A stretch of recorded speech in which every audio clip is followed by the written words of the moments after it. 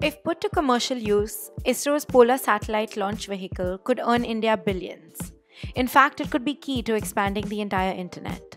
But this would mean partnering our technical know-how with private budgets and projects, and ISRO doesn't seem ready for it just yet.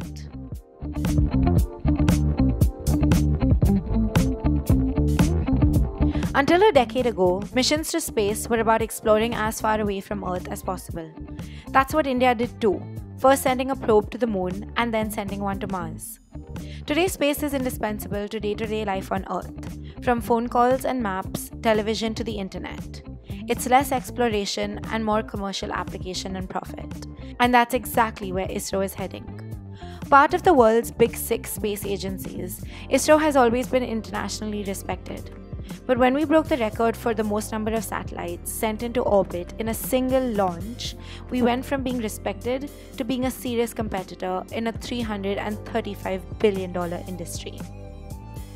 Let me explain. For the internet to reach the remotest parts of the Earth, its technology has to move from fiber optic cables to thousands of satellites in the low Earth orbit. Private companies around the world are building these satellites, and now they need some way to get them to space. This is where India's Polar Satellite Launch Vehicle steps in.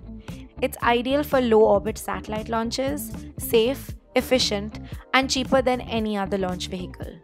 But while it may seem like we're holding the key to the future, there's just one problem. We don't have the capacity to actually execute this at all. ISRO's aim is to execute 18 launches a year, but at the moment we only manage about 4 or 5. We have very few hands on deck, a limited production capacity, and a minuscule budget compared to our counterparts. The solution to this can be bringing in private players, not only to manage PSLV launches, but also to manufacture more launch vehicles and satellites. And ISRO wants to do this by 2020. But the problem is that our very first public-private partnership was unsuccessful. During the flight, heat shield is not separated. Further analysis will be carried out subsequently. And ISRO has had no failures since 1993. Critics of ISRO's commercialization plan don't think India's private space companies can match ISRO's quality standards. While ISRO's had 50 years of experience, India's private space sector has only emerged in the last decade. We don't even have a legal framework for it just yet.